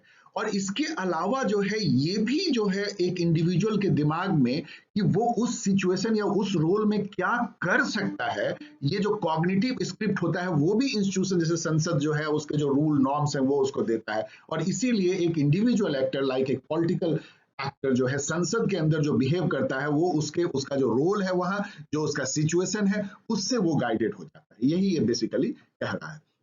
तो यहाँ पे लॉजिक ऑफ सोशल अप्रोप्रिएटनेस चलता है, ना कि लॉजिक ऑफ इंस्ट्रूमेंटलिटी या कॉन्सेक्वेंशियलिटी, जो कि आरसीआई बोलता है। मतलब क्या है लॉजिक ऑफ इंस्ट्रूमेंटलिटी, क्या है, हर चीज जो है हमारे लिए यूजफुल यदि होगा तो हम करेंगे, इसको बोलते हैं लॉजिक ऑफ इंस्ट्रूमेंटलिटी। हम जो है किसी को 10 रुपए देंगे, इवन भिखारी को 10 रुपए देंगे, यदि हमको वो इंस्ट्रूमेंटल फायदा होगा, यदि हमको उससे सुख पहुंचेगा मेंटल, तभी हम 10 रुपया देंगे, नहीं तो नहीं देंगे। लॉजिक ऑफ सोशल अप्रोप्रिएटनेस क्या है, हम भिखारी को 10 रुपया इसलिए देंगे कि हमें ऐसा लगता है कि सोसाइटी में ऐसा करना हमारे लिए अच्छा है, चाहे वो हमारे लिए कोई इंस्ट्रूमेंटल वैल्यू हो ना हो, इसको लॉजिक ऑफ सोशल अप्रोप्रिएटनेस बोलते हैं। तो इस लॉजिक पे जो है ये कल्चरल इंस्टीट्यूशन फोकस करता है, logic of social appropriate behavior. Organizations often adopt a institutional practice because it enhances the social legitimacy of the organization or its participants. ये कहता है कि ऑर्गेनाइजेशन एक पर्टिकुलर जो रूल नॉर्म प्रैक्टिसेस जो adopt करते हैं वो इसलिए नहीं करते हैं कि वो रैशनली इफिशिएंट होता है ऑर्गेनाइजेशन के आउटकम या आउटपुट के लिए, बल्कि वो सोशली जो है लेजिटिमेट होता है, उसको सोसाइटी में सोशियो कल्चरल एनवायरनमेंट में उसको लोग एक्सेप्ट करते हैं, इसलिए ऑर्गेनाइजेशन जो है वैसा प्रैक्टिसेस अपनाता है। इसके चलते जो है इंस्टीट्यूशनल आइसोमॉर्फिज्म हो जाता है। मतलब क्या होता है कि जो सोशियो कल्चरल एनवायरनमेंट होता है सभी इंस्टीट्यूशन उसको कंफर्म करने के लिए एक ही जैसा नॉर्म और प्रैक्टिसेस जो अपनाते हैं, तो इंस्टीट्यूशन एक ही जैसा दिखने लगते हैं। जैसे फॉर एग्जांपल आप देखिए कि अमेरिका के जितने भी यूनिवर्सिटीज हैं जो कि एक इंस्टीट्यूशंस हैं, ग्रेट इंस्टीट्यूशंस हैं, उसमें सब जगह देखिएगा कि नॉर्म्स प्रैक्टिस रूल एक जैसे हैं, जो कि अमेरिका के सोशियो कल्चरल एनवायरनमेंट को कंफर्म करते हैं, इसलिए वो सभी यूनिवर्सिटीज आपको एक जैसे दिखने लगेंगे। ये इंस्टीट्यूशनल आइसोमॉर्फिज्म इसको बोलते हैं। इसके जो प्रोपोनेंट रहे हैं वो मार्क एंड वॉलेसन रहे हैं, जो कि जिन्होंने न्यू इंस्टीट्यूशनिज्म दिया ही है, विलियम स्कॉट रहे हैं, और पॉल डिमैगियो एंड वॉल्टर पावल रहे हैं, जिन्होंने की इंस्टीट्यूशनल आइसोमॉर्फिज्म का फिनोमेना जो है उसको एक्सप्लेन किया है। So this is cultural institutionalism. जैसा कि मैंने जब न्यू इंस्टीट्यूशनलिज्म बताया था तो आपको हिस्टोरिकल के बारे में काफ़ी चीज़ मैंने बता दिया था, तो आप बहुत तेज़ी से देख सकते हैं। ये तो एग्जामिनेशन के लिए मैंने यहाँ नोट जैसा दिया है। इसको शॉर्ट में यदि हम HI कहें तो आप कंफ्यूज मत होइएगा। HI हिस्टोरिकल न्यू इंस्टीट्यूशनलिज्म या हिस्टोरिकल इंस्टीट्यूशनलिज्म। पहले तो मैं ये कहूँगा कि इसको कंफ्यूज मत कीजिएगा हिस्टोरिकल अप्रोच से। हिस्टोरिकल अप्रोच पॉलिटिकल साइंस में एक ओल्ड अप्रोच माना जाता है, ट्रेडिशनल अप्रोच माना जाता है, लेकिन हिस्टोरिकल न्यू इंस्टीट्यूशनलिज्म एक मॉडर्न अप्रोच माना जाता है। इस बात का ध्यान रखिएगा। ये 1990s में इवॉल्व हुआ है, जो मैंने यहाँ लिखा भी है। हिस्टोरिकल जो HI है ये इम्फेसाइज करता है कि इवोल्यूशन जो है इंस्टीट्यूशन हिस्टोरिकल कॉन्टेक्स्ट में कैसा हुआ है और इंटर्न उसका रोल जो है क्या होता है शेप करने में पॉलिटिकल प्रोसेस, आउटकम, पॉलिसी। इस पर बहुत मैंने चर्चा की है। और ये जो है ये एनालाइज करता है कि क्या हिस्टोरिकल टाइम में कोई ऐसा क्रिटिकल जंक्चर आया है, जैसा मैंने आपको एग्जांपल दिया, जैसे कि फ्रेंच रिवॉल्यूशन, उससे इंस्टीट्यूशन कैसे बदली, अमेरिकन रिवॉल्यूशन उससे कैसे बदली, ग्लोरियस रिवॉल्यूशन इंग्लैंड में होता है उससे कैसे जो है वहां पार्लियामेंट का उदय होता है, या इंडिया में जो है इंडिपेंडेंस आता है उससे कैसे उदय होता है, अंग्रेज यहां आते हैं और मुगल को हटा देते हैं, उससे पूरा इंस्टीट्यूशन बदल गया। तो वो क्रिटिकल जंक्चर का असर क्या होता है, फीडबैक मैंने आपको बताया, आप वहां सुन सकते हैं। पाथ डिपेंडेंसी इसका कोर है। मतलब कि मान लीजिए यहाँ दोराहे पे आप हैं और आपने एक रास्ता चुन लिया, ये रास्ते को आपने छोड़ दिया, अब इस पे आप 50 किलोमीटर आगे बढ़ चुके हैं, तो क्या आप उस पे लौटेंगे कि अब ये रास्ता बहुत कठिन हो गया है, इस पे बहुत परेशानी हो रही है, बहुत डिफिकल्ट है? आपको इसी रास्ते को इंप्रूव करके आगे बढ़ते जाना है। This is path dependency in nutshell. और ये एक बहुत ही फेमस जो है पाथ डिपेंडेंसी, एक बहुत ही फेमस एक कॉन्सेप्ट है, पैराडाइम है, जिसपे कि बहुत सारे विधा में, बहुत सारे सोशल्स और नेचुरल साइंस में जो है इस पे थ्योरी बनते हैं पाथ डिपेंडेंसी को। उसको हिस्टोरिकल इंस्टीट्यूशनलिज्म लेता है। जैसे मैंने आपको एग्जांपल बताया कि हम पाथ डिपेंडेंट हो गए हैं इंडिया में कि पार्लियामेंट्री फॉर्म ऑफ गवर्नमेंट को हमको बनाए रखना चाहे, इसमें कितनी भी जो है हमें परेशानी आई। जैसे मान लीजिए कि FPTP है, फर्स्ट पास द पोस्ट, ये कोई बहुत परफेक्ट सिस्टम नहीं है। हम प्रोपोर्शनल रिप्रेजेंटेशन पे जाएं तो बहुत सारे फायदे हो सकते हैं, लेकिन हम पाथ डिपेंडेंट हो गए हैं, लॉक इन हो गया, स्टिकीनेस हो गई है। अब यदि जनता सीख गई है उसको, तो उसको यदि हम चेंज करते हैं तो उसका बहुत कॉस्ट बहुत हाई हो जाता है, सोशल कॉस्ट काफी हाई हो जाता है। इस चलते जो है पाथ डिपेंडेंट हो जाते हैं हमारे इंस्टीट्यूशनल जो एस्पेक्ट है, इंस्टीट्यूशन का जो डेवलपमेंट है वो भी पाथ डिपेंडेंट हो जाता है। एंड जो कुमुलेटिव इफेक्ट जो इंस्टीट्यूशनल डेवलपमेंट, थोड़े थोड़े करके जो इंस्टीट्यूशन अपना चेंज करता है रूप, और धीरे धीरे करके जो है एक बहुत बड़ा चेंज जो है काफी सालों में दिखता है, बदलता है। जैसे अभी आप देख सकते हैं कि हमारा पार्लियामेंट की रिप्रेजेंटेशन कैसे बदल गई है, किस तरह के लोग उसमें आ रहे हैं, वो कितने डिफरेंट है जबकि पहली बार पार्लियामेंट बैठी थी 1952 में। तो आप इससे समझ सकते हैं कुमुलेटिव इफेक्ट इंस्टीट्यूशनल डेवलपमेंट का कैसा होता है। इन सब को एनालाइज जो है हिस्टोरिकल कॉन्टेक्स्ट में HI करता है। HI जो है 1990 में इमर्ज किया, जैसा मैंने आपको बताया, और ये एक रिएक्शन था जो रैशनल चॉइस न्यू इंस्टीट्यूशनलिज्म का एक तरह से ये तोड़ था, क्योंकि वहां पे इकोनॉमिक्स इतना हावी था। इसने जो है कहा नहीं, हिस्ट्री मैटर्स, पाथ मैटर्स, कौन सा रास्ता इंस्टीट्यूशन ने अपने डेवलपमेंट के लिए चुना वो मैटर्स, जो क्रिटिकल हिस्टोरिकल जंक्चर हैं जहां पे कोई इवेंट होता है वो मैटर करता है। इवन कल्चर किस तरह से बदलता है हिस्टोरिकल सेंस में और उसका क्या असर पड़ता है इंस्टीट्यूशन पे, ये भी मैटर करता है।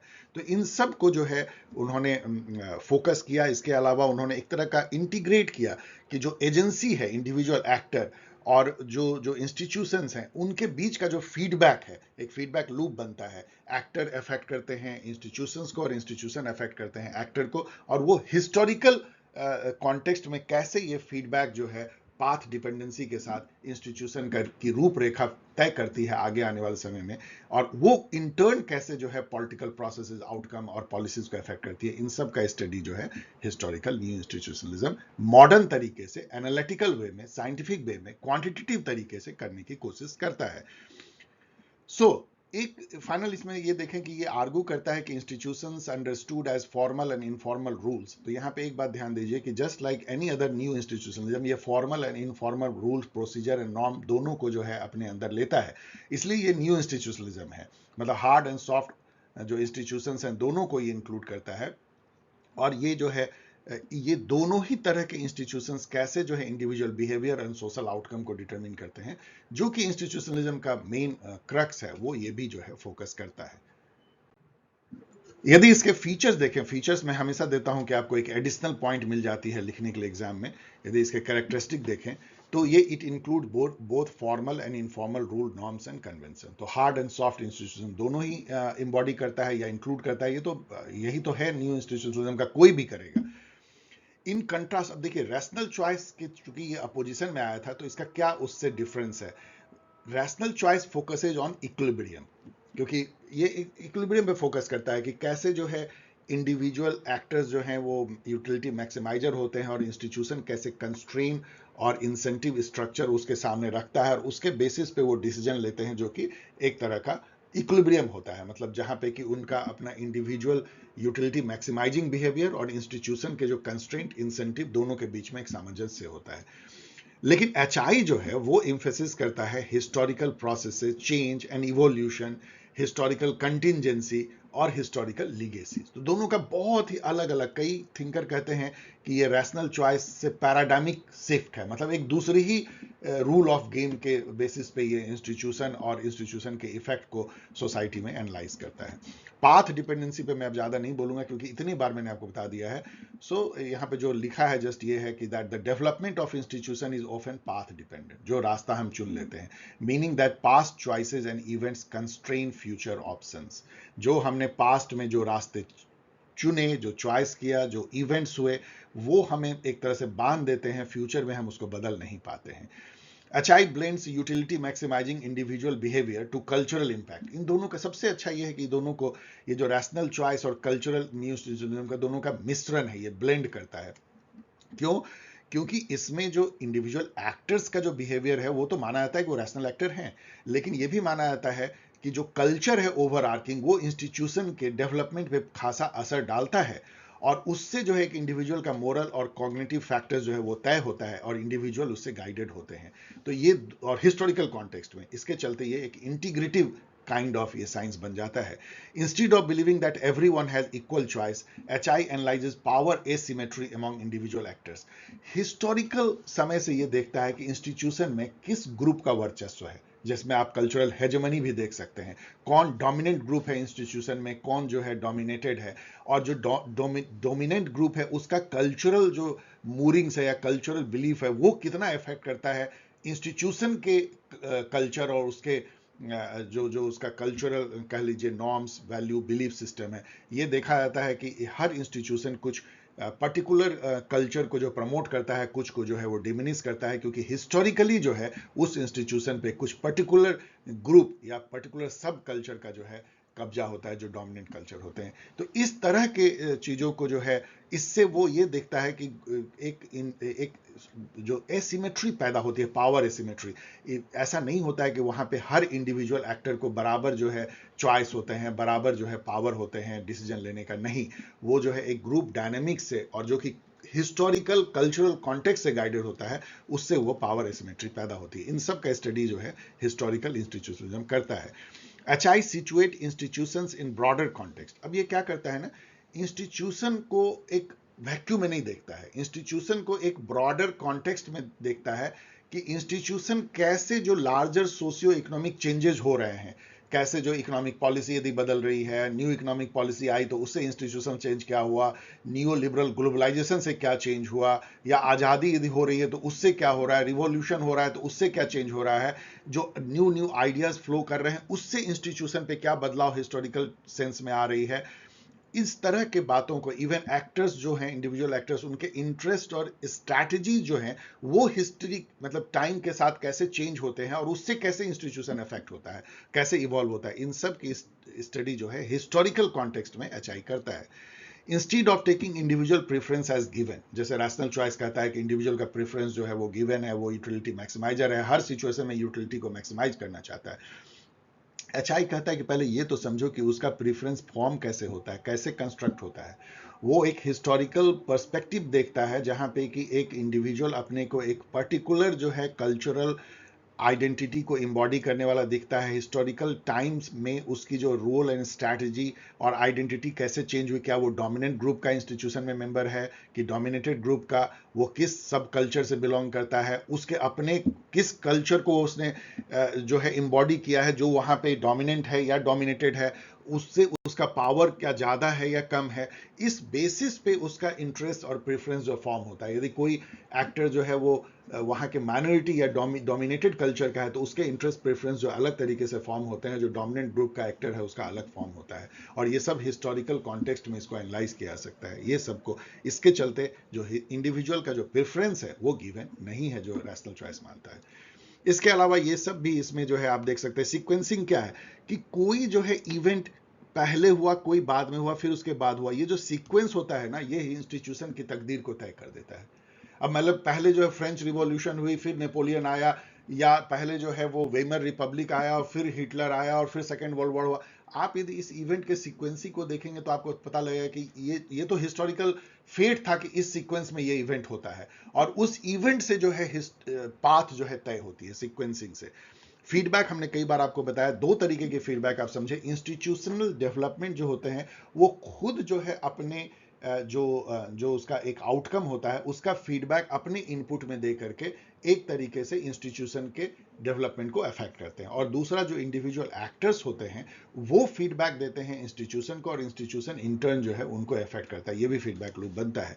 और कंटिजेंसी तो मैंने बताया ना, हिस्टोरिकल कंटिजेंसी, रिवॉल्यूशन, आज़ादी, कोई बहुत बड़ा कोई घटना जिससे अंग्रेजों का आ जाना, या ग्लोरियस रिवॉल्यूशन हो जाना, अमेरिकन रिवॉल्यूशन, इन सब से जो है जो बड़े बड़े इवेंट होते हैं उससे कैसे इंस्टीट्यूशनल जो रास्ता है वो कैसे बदलता है, और फिर उस पर कैसे इंस्टीट्यूशन बढ़ते हैं। मतलब आप समझ लीजिए, तो यदि एक हिस्टोरिकल जर्नी यदि ऐसे लीजिए, तो जो कंटिजेंसी है वो इस तरह का भूकंप जैसा है, और उससे जो है पूरा इंस्टीट्यूशन हिल जाता है। और वही एक मौका होता है जहां पे कि आप पाथ चेंज कर सकते हैं। एक बार यदि हिस्टोरिकल कंटिजेंसी में इंस्टीट्यूशन जो रास्ता पकड़ लेता है वही रास्ता वो आगे चलता जाता है।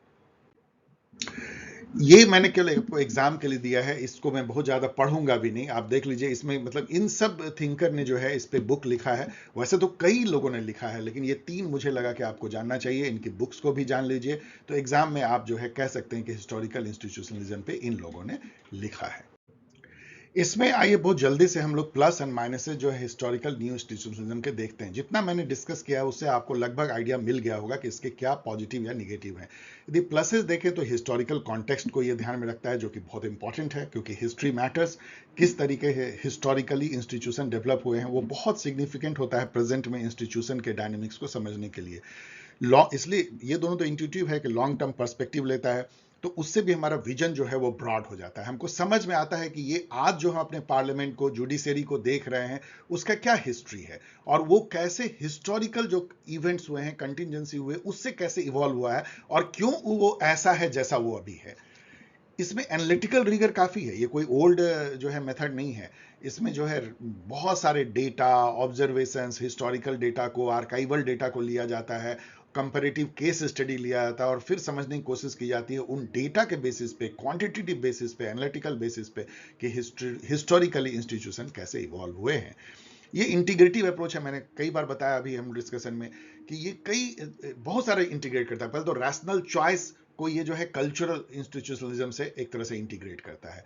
एक तरह का बिहेवियरलिज्म जो है उसको ये जो है कल्चरल एस्पेक्ट से, या कह लीजिए सोशियो कल्चरल कॉन्टेक्स्ट के एस्पेक्ट से इंटीग्रेट करता है। ये इंडिविजुअल एजेंसीज को, जो इंडिविजुअल एक्टर्स हैं, उसको जो स्ट्रक्चर है इंस्टीट्यूशन का उससे इंटीग्रेट करता है। इसके अलावा ये जो दूसरे जो साइंसेस है, इकोनॉमिक, पॉलिटिकल, सोशल, कल्चरल, यहाँ साइकोलॉजिकल फैक्टर, हिस्टोरिकल फैक्टर, उन सब से इंटीग्रेट करता है। तो ये इंटीग्रेटिव अप्रोच है, इसलिए ये मॉडर्न माना जाता है। इसकी पॉलिसी रिलेवेंस बहुत है। आपको पता है कि इससे मिलता जुलता जो है एक पॉलिसी साइंस में एक मॉडल है, उसको इंक्रीमेंटलिज्म कहते हैं। उसमें यह कहा जाता है कि हमारा जो प्रेजेंट पॉलिसीज है वो पास्ट पॉलिसीज में केवल छोटा मोटा चेंज है, टिंकरिंग है। जैसे आप बजट देखेंगे, सबसे अच्छा एग्जांपल है, तो वो बस छोटे मोटे चेंज होते हैं। इलेक्शन रिफॉर्म भी छोटे मोटे चेंज होते हैं, जो पाथ हम ले लेते हैं उसी पर।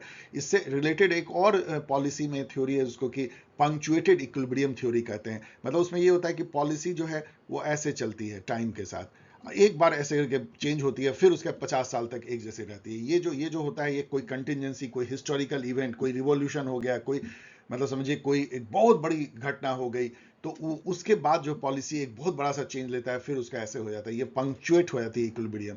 तो ये सब जो है हिस्टोरिकल अप्रोच का ही असर है। मतलब उसी से हम जो है एक तरह से ड्राइव करते हैं इंस्पिरेशन और उसके मेथड्स को। तो इसलिए पॉलिसी रिलेवेंस इसका काफ़ी ज़्यादा, और पढ़ लीजिएगा इसमें जो दिया गया है। और कई थिंकर ये कहते हैं कि ये ना पॉलिटिकल साइंस के पूरे पैराडाइम को चेंज कर सकता है। पैराडाइम मतलब कहें तो एक पूरा रूल ऑफ गेम जिसके तहत कोई रिसर्च होती है, जो फाउंडेशनल जो प्रिंसिपल जिसको माना जाता है और रिसर्च मेथोडोलॉजी को वैलिड माना जाता है, उसको पैराडाइम कहते हैं। जैसे न्यूटोनियन मैकेनिक्स जो है वो साइंस का पैराडाइम है, और जब क्वांटम मैकेनिक्स आया तो उस पैराडाइम को चेंज करना पड़ा, क्योंकि उस पैराडाइम, उस घेरे में क्वांटम जो थ्योरी था उसको एक्सप्लेन ही नहीं किया जा सकता था। उसी तरीके से जो हिस्टोरिकल न्यू इंस्टीट्यूशनलिज्म, चूंकि ये एक बहुत अलग डायमेंशन में जाता है, ये बिहेवियरलिज्म से भी अलग है, रैशनल चॉइस से भी अलग है, और लेकिन फिर भी ये मॉडर्न है, फिर भी ये जो है क्वांटिटेटिव एनालिटिकल अप्रोच को अपनाता है, और बहुत unlike law of diminishing return, ये लॉ ऑफ इंक्रीजिंग रिटर्न पे एक्ट करता है। इस पे आप बहुत कुछ पढ़ सकते हैं कि लॉ ऑफ इंक्रीजिंग रिटर्न क्या है, और इस पे बहुत नई थ्योरी अभी होती है, उसको कॉम्प्लेक्स थ्योरी कहते हैं, और ये जो है कॉम्प्लेक्स थ्योरी की तरफ पॉलिटिकल साइंस को ले जाता है। मैं बहुत थोड़ा बोल रहा हूँ, आप इसको एक दो लाइन आप लिख सकते हैं, लेकिन पढ़ भी सकते हैं कि कैसे ये जो है लॉ ऑफ इंक्रीजिंग रिटर्न से गाइडेड होता है, और कैसे ये जो है कॉम्प्लेक्स थ्योरी की तरफ जो है पॉलिटिकल साइंस को ले जाता है, जैसे कैओस थ्योरी है या क्वांटम थ्योरी है, उस टाइप पे जो है ले जाता है। तो इसके चलते जो है ये एक तरह का पोस्ट मॉडर्न जो है अप्रोच कहा जा सकता है। इसके माइनसेस भी बहुत सारे क्रिटिक गिनाते हैं कि पहले तो एक तरह का हिस्टोरिकल डिटर्मिनिज्म है कि हिस्ट्री डिटरमिन करती है सब कुछ, तो फिर क्या मतलब हमारा कोई अभी जो प्रेजेंट का जो एक्टर के एजेंसी है वो बहुत मिनिमाइज हो जाती है, और पाथ डिपेंडेंसी को इतना ज़्यादा वैल्यू देता है कि यदि पाथ हमारा तय ही हो गया है तो अभी हम क्या चेंज करेंगे। इसका मतलब अभी जो पॉलिसी मेकर हैं वो तो बेचारे बिल्कुल मूक दर्शक हैं, क्योंकि जो हो चुका, बस केवल उनको थोड़ा बहुत चेंज कर सकते हैं, तो इसको लोग बुरा मानते हैं। जनरलाइजेशन भी इसमें बहुत कम होता है, क्योंकि जब भी आप हिस्ट्री से एनालाइज करेंगे ना तो आप बहुत लिमिटेड केस स्टडी, आपने देखा होगा मैं जो एग्जांपल भी दे रहा हूँ बहुत लिमिटेड दे रहा हूँ, उसी केस स्टडी पे आप घूमते रहेंगे, तो उससे आप ऐसा नहीं कर सकते हैं कि ग्लोरियस रिवॉल्यूशन हुआ उससे वहां पार्लियामेंट्री सिस्टम डेवलप हुआ इंग्लैंड में, तो वर्ल्ड में कहीं भी ऐसा होगा तो हो जाएगा, इस तरह का आप जनरलाइज नहीं कर सकते हैं। तो लैक ऑफ जनरलाइजेबिलिटी इसमें होती है। इसके अलावा जो इंडिविजुअल एजेंसी जो है उसको थोड़ा अंडरमाइन करता है, क्योंकि ये ओवर आर्किंग जो हिस्टोरिकल प्रोसेसेज हैं उसमें एक जो एक्टर होता है वो लगता है कि बेचारा उसकी कोई एजेंसी जो है काम नहीं आ रही है, वो हिस्टोरिकल बहाव का या आइडियोलॉजिकल जो फ्लो है उसमें बस वो बहता जा रहा है, ऐसा फील होता है। इसके अलावा it gives incomplete account of power dynamics, जो मतलब पावर डायनेमिक्स जो अंदर में होती है इंस्टीट्यूशन का, उसको स्टिल क्रिटिक मानते हैं कि ये बहुत ज़्यादा फोकस नहीं करती है, जबकि उससे बहुत इंस्टीट्यूशन पे इफेक्ट पड़ता है, क्योंकि इसका जो जो जो नजरिया होता है वो मैक्रो हो जाता है, वो अंदर नहीं घुसती है, वो हिस्टोरिकल कॉन्टेक्स्ट में कंपेयर करती है इंस्टीट्यूशन के इवोल्यूशन का, तो वो ब्लैक बॉक्स अप्रोच हो जाता है, वो अंदर नहीं घुस पाती है, इंस्टीट्यूशन के अंदर नहीं झांक पाता है। एंड इसके अलावा जो आइडियशनल एक कल्चरल फैक्टर है उसको थोड़ा अंडरमाइन करती दिखती है, ये हिस्टोरिकल जो कॉन्टेक्स्ट है, जो बिग इवेंट हुए हैं उस पर ज्यादा इसका फोकस रहता है। यदि यहां पे हम देखें इसमें, तो इसको मैं बहुत ज्यादा एनालाइज नहीं करूंगा, केवल हिस्टोरिकल पार्ट को देखें, क्योंकि ये दोनों बस मैंने लिख दिया है, आप देख सकते हैं कि ये क्या है, ये दोनों मैंने आपको एक्सप्लेन किया, तो यहाँ पे तो ये फिर से मैं एक्सप्लेन नहीं करूंगा, कि एग्जाम के लिए मैंने दिया क्या है rational choice, cultural, historical. Primary focus यदि रैशनल चॉइस में देखें तो इंडिविजुअल रैशनलिटी पे फोकस होती है कि एक रैशनल एक्टर कैसे बिहेव करता है इंस्टीट्यूशनल कॉन्टेक्स्ट में। कल्चरल में ये होता है कि कैसे कल्चर जो है वो इंस्टीट्यूशन की इवोल्यूशन को अफेक्ट करती है, और एक जो ग्रुप में इंडिविजुअल का जो बिहेवियर है वो कैसे ग्रुप डायनामिक्स से, जिसको बोलते हैं ना कि logic of appropriate social behaviour, उससे जो है और कल्चरल नॉर्म से गाइडेड होने लगता है। और ये फोकस करता है कि historical context, legacies, historical contingency, path dependency, इन सब पे फोकस करता है हिस्टोरिकल इंस्टीट्यूशनलिज्म। इसका ओरिजिन यदि देखें कि ओरिजिन और चेंज कैसे इंस्टीट्यूशन का होता है, तो रैशनल चॉइस कहता है कि जो रैशनल इंडिविजुअल हैं वो इंस्टीट्यूशन को फॉर्म करते हैं अपने इंटरेस्ट को फुलफिल करने के लिए, और इसी तरीके से वो चेंज भी इंस्टीट्यूशन में लाते हैं अपने इंटरेस्ट को फर्दर करने के लिए। कल्चरल कहता है कि जो जैसे कल्चर बदलेगा तो उसी तरीके से इंस्टीट्यूशन भी बदल जाएगा, ये क्योंकि ये इम्बॉडी करता है कल्चरल नॉर्म्स एंड प्रैक्टिसेस को जो लार्जर सोसाइटी का है, तो उसको वो मिमिक करने लगता है। इसलिए इंस्टीट्यूशन क्रिएट भी होते हैं पर्टिकुलर कल्चरल नॉर्म और प्रैक्टिसेस को बढ़ाने के लिए, उसी को एक तरीके से मैनिफेस्ट करने के लिए, उसी के तरह से पॉलिसी बनाने के लिए, और चेंज भी उसी से होता है। हिस्टोरिकल कहता है ऑफ कोर्स कि ये हिस्टोरिकल इवेंट और कॉन्टेक्स्ट और जो कंटिजेंसी होती है वो इंस्टीट्यूशन को पैदा भी करती है, उसको चेंज भी करती है। इंस्टीट्यूशन मैटर्स, देखो इंस्टीट्यूशनलिज्म तो हम इसलिए पढ़ते हैं ना कि इंस्टीट्यूशन जो है पॉलिटिकल साइंस में क्यों मैटर करते हैं। एक लाइन में कहें तो इंस्टीट्यूशन मैटर करते हैं क्योंकि institution is nothing but rule जो इंस्टीट्यूशनलाइज हो गए हैं, मतलब रूल, नॉर्म्स, कन्वेंशन, वो जो है एक इंडिविजुअल को दोनों तरीके से कंस्ट्रेन करते हैं। उनको कहते हैं कि ये मत करो और उस कुछ को कहते हैं करो। इसके अलावा एक इंडिविजुअल जो है वो इम्बेडेड होता है इस रूल, नॉर्म्स, कन्वेंशन में, और उसी को जो है वो एक तरीके से अपने बिलीफ, अपने डिसीजन में वो जो है मैनिफेस्ट करता है। इसके चलते जो पॉलिटिकल प्रोसेसेस, आउटकम या पॉलिसीज हैं वो इंस्टीट्यूशन के थ्रू जो है वो इफेक्ट हो जाता है। इसीलिए हम इंस्टीट्यूशनलिज्म पढ़ते हैं।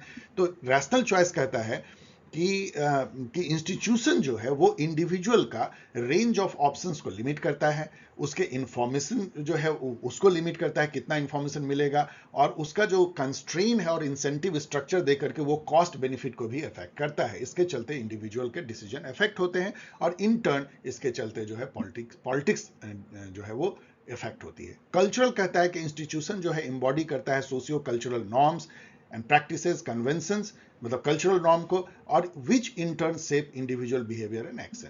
हिस्टोरिकल कहता है कि institution constrain and affect behaviour of individual actors, क्योंकि इंस्टीट्यूशन खुद एम्बॉडी करता है historical context, contingency, path dependence को, और उसके चलते जो है वो इंडिविजुअल के बिहेवियर को कई तरीके से इफेक्ट करता है, जो अभी हम लोगों ने देखा। इन जनरल वो इफेक्ट करता ही करता है। प्राइमरी लॉजिक जो है इसमें लॉजिक ऑफ इंस्ट्रूमेंटलिटी है। मतलब ये है कि एक इंडिविजुअल एक्टर जो है वो इंस्ट्रूमेंटल बिहेव करता है, मतलब कि वो जो है इंस्टीट्यूशन को एक टूल की तरह यूज करता है कि भाई मेरे सामने ये कंस्ट्रेन है, इंस्टीट्यूशन दे रहा है रूल, नॉर्म्स, कन्वेंशन से, ये इंसेंटिव दे रहा है कि हम ये करेंगे तो होगा, और हमारा अपना यूटिलिटी मैक्सिमाइजिंग जो है बिहेवियर है। अब हमारा यूटिलिटी को मैक्सिमाइज करना है इस गिवन कंस्ट्रेन और इंसेंटिव स्ट्रक्चर में, तो हम इसको कैसे करें, अपना वो कॉस्ट बेनिफिट एनालिसिस करता है, इस लॉजिक पे चलता है। कल्चरल जो है वो logic of social appropriate behaviour पे चलता है। इससे नहीं चलता है कि हमारा कितना फायदा होगा, उस गिवन जो इंस्टीट्यूशनल परिस्थिति में या कह लीजिए सिचुएशन में एक इंडिविजुअल ये देखता है कि क्या बिहेवियर कल्चरली एक्सेप्टेबल और क्या नहीं एक्सेप्टेबल है। तो यदि उसका फायदा नहीं भी हो रहा हो तो उसको कल्चरली अप्रोप्रिएट सोशल बिहेवियर करना पड़ता है ग्रुप में। हिस्टोरिकल कहता है कि institution constrain and affect behaviours of individual, ये लॉजिक ऑफ हिस्टोरिकल कॉन्टेक्स्ट, ये लॉजिक जाता है कि सब कुछ हिस्टोरिकल कॉन्टेक्स्ट है, पास्ट में क्या हुआ है, किस तरीके से इंस्टीट्यूशन ने सोसाइटी को, इंडिविजुअल को, ग्रुप को इफेक्ट किया है और उससे खुद इफेक्ट हुई है, वो वही प्रेजेंट काल में जो है वो होता है। एकेडमिक बेस इसका देखें तो इकोनॉमिक्स है, उससे काफी ज्यादा रैशनल चॉइस ड्रॉ करता है। कल्चरल जो है सोशियोलॉजी से काफी ज्यादा ड्रॉ करता है, और हिस्टोरिकल जो है हिस्ट्री, ऑफ कोर्स हिस्ट्री से ड्रॉ करता है। यदि हम फाइनली देखें कि pros and cons of new institutionalism as a approach to comparative politics, तो इसके यदि प्लसेस देखें कि ये एज एन अप्रोच, तो इसके बहुत सारे फायदे हैं। It balances agency and structure. ये मैंने आपको बार बार बोला, एजेंसी मतलब कि वो जो कुछ भी उद्यम कर सकता है, वो एक इंडिविजुअल कर सकता है, एक ऑर्गेनाइजेशन कर सकता है, इवन स्ट्रक्चर और इंस्टीट्यूशन भी एक एजेंसी के तौर पे बिहेव कर सकते हैं यदि कुछ वो उद्यम करने लगे, मतलब वो कुछ चेंज लाने लगे, कुछ रिजल्ट लाने लगे। लेकिन जनरली हम इसको इंडिविजुअल से आते हैं, इंडिविजुअल या फर्म जिसको बोलते हैं एक एंटिटी। तो एजेंसी और स्ट्रक्चर के बीच की लड़ाई को जो है ये बैलेंस करता है। जैसे कि रैशनल चॉइस यदि देखेंगे तो वो ज्यादा एजेंसी के तरफ है, इंडिविजुअल एजेंसी के तरफ, और जो यदि आप स्ट्रक्चरल देखेंगे तो एक कंटिन्यूअम में तो वो स्ट्रक्चर को ज्यादा जो है फोकस करने लगता है, और कल्चरल जो है वो बीच बीच में है कंटिन्यूअम पे। It include both formal hard and informal soft institutions, क्योंकि ये बहुत इंपॉर्टेंट है कि फॉर्मल और इनफॉर्मल ऑर्गेनाइजेशंस, फॉर्मल और इनफॉर्मल इंस्टीट्यूशन को ये बहुत ही अच्छे तरह से जो है एक तरह से कंबाइन करता है to understand the political process and political behavior. Much more focus on true comparative study, क्योंकि ये अपने ही कल्चरल सेटिंग में एनालाइज करता है, ये वेस्टर्न कल्चर से बाहर निकल जाता है, पूरी दुनिया में जो है ये कंपैरेटिव स्टडी को फोकस करता है, तो ज्यादा कंपैरेटिव है। It is a middle range theory linking individuals to structure. ये हम लोगों ने देखा कि ये जो है मिडिल रेंज थ्योरी है, ये स्ट्रक्चर और इंडिविजुअल के बीच में फॉल करता है, तो इस तरह से ये काफी यूजफुल है क्योंकि एक लिंकेज देता है स्ट्रक्चर और इंडिविजुअल के बीच में। इट्स मल्टीपल स्ट्रैंड जो हम लोगों ने देखा, और इसके अलावा कई और हैं। It denotes it's wide range, कितनी थॉट इसकी फैली हुई है, कितना कॉम्प्रिहेंसिव है और कितनी इसकी वाइड एप्लीकेबिलिटी है, इसको मल्टीपल रेंज स्ट्रैंड जो है शो करते हैं। It helped democratisation through appropriate institutional design in third world nation. ये बहुत इंपॉर्टेंट है क्योंकि आपको पता है इंडिया में भी हम लोगों ने जितने इंस्टीट्यूशंस अपनाए हैं, चाहे वो सुप्रीम कोर्ट के हो, पार्लियामेंट को हो, वो एक तरह से जो है इंस्टीट्यूशनलिज्म जो वेस्टर्न वर्ल्ड में थी, रैशनल चॉइस इंस्टीट्यूशनलिज्म, उसका एक तरह से हम लोगों ने कॉपी पेस्ट किया है अपने यहाँ, और इसने पूरी दुनिया में ही डेमोक्रेटिक इंस्टीट्यूशन को जो है बढ़ावा दिया है, जिससे कि डेमोक्रेटाइजेशन हुई है। Also help building international institutional regime in international relation. In fact, United Nations से लेके World Trade Organization, IMF, World Bank, ये सारे क्या है, ये डिफरेंट इंटरनेशनल इंस्टीट्यूशन है, एक पूरा रेजिम बना है, लिबरल जिसको इंस्टीट्यूशनल रेजिम कह सकते हैं, इंटरनेशनल लॉ, जिससे कि इंटरनेशनल रिलेशन गाइडेड होती है, तो वहां भी न्यू इंस्टीट्यूशनलिज्म का बहुत बड़ा रोल है। मोस्ट इंड्यूरिंग अप्रोच रहा है ये टू अंडरस्टैंड पॉलिटिक्स, जमाने से प्लेटो और एरिस्टोटल के टाइम से लेके अभी तक जो है। इनफैक्ट इससे ज्यादा मेन स्ट्रीम कोई अप्रोच नहीं रहा है to understand the politics and comparative politics. But इसके माइनसेस भी बहुत ज्यादा हैं, इसकी अपनी इंटरनल एम्बिग्विटी इतनी ज्यादा है, आपने देखा मल्टीपल स्ट्रैंड, इसके चलते इसको समझना बहुत डिफिकल्ट है, ये कहता क्या है, क्या ये इंडिविजुअलिज्म को बढ़ावा देता है या स्ट्रक्चर को, ये इतना फैल जाता है कि एवरीथिंग बिकम्स इंस्टीट्यूशनलिज्म, मतलब कोई इसके दायरे से बाहर ही नहीं है, तो इसका फोकस ही लूज कर जाता है और इसको समझना आसान नहीं होता कि ये कहना क्या चाहता है। It is not able to provide adequate explanation for origin and change in institution. कोई कहता है कि ये इंडिविजुअल रैशनल अपने इंटरेस्ट को पूरा करने के लिए बनाते हैं, कोई कहता है कि कल्चर जो है उसका एम्बॉडीमेंट होता है, तो स्ट्रक्चरल कहते हैं कि नहीं, है तो स्ट्रक्चर चुनता है इंस्टीट्यूशन, तो इसका जो है, और क्यों बदल जाता है इंस्टीट्यूशन, क्यों अचानक चेंज हो जाते हैं, क्यों ध्वस्त हो जाते हैं, इसका बहुत सुटेबल एक्सप्लेनेशन इंस्टीट्यूशनलिज्म नहीं दे पाता है। Over emphasising the role of institution in shaping individual behaviour action. हम लोगों ने देखा कि कैसे पॉलिटिकल कल्चर जो है वो इफेक्ट करता है। इसके अलावा स्ट्रक्चरल फंक्शनल जो एनालिसिस है और जो सिस्टम थ्योरी है, वो कई अलग तरीके से जो है पॉलिटिक्स को जो हम समझने की कोशिश करते हैं। यहाँ पे इंस्टीट्यूशन का रोल को इतना ज्यादा एग्रीवेट किया जाता है, बढ़ाया जाता है, जो कि कई बार क्वेश्चनेबल लगता है। Still the focus is more on formal institution. कितना भी कह लें न्यू इंस्टीट्यूशनलिज्म की हम सॉफ्ट इंस्टीट्यूशंस, इनफॉर्मल ऑर्गेनाइजेशंस को भी हम तवज्जो देते हैं, लेकिन फिर भी जो फॉर्मल ऑर्गेनाइजेशंस हैं, जो हार्ड इंस्टीट्यूशंस हैं लाइक स्टेट, पार्लियामेंट, इन सब पे जो है ज्यादा फोकस अभी भी इसकी है। It is unable to provide universal explanatory theory, क्योंकि जैसे कि पॉलिटिकल सिस्टम थ्योरी है, स्ट्रक्चरल फंक्शनलिज्म है, इन्होंने पूरे दुनिया में जो है एक यूनिवर्सल पॉलिटिकल थ्योरी डेवलप करने में हेल्प किया है। वो इस तरह से न्यू इंस्टीट्यूशनिज्म नहीं कर पाते हैं क्योंकि ये मल्टीपल स्ट्रैंड में बच जाते हैं। रैशनल चॉइस जो है वो कर सकते हैं, लेकिन उसको कल्चरल जो है वो काटते हैं क्योंकि वो कल्चरल कॉन्टेक्चुअल हो जाता है। इंपेरिकल एनालिसिस आसान नहीं है, पर्टिकुलरली इसके कल्चरल और स्ट्रक्चरल स्ट्रैंड में तो बिल्कुल आसान नहीं है, रैशनल चॉइस में जरूर हो सकता है।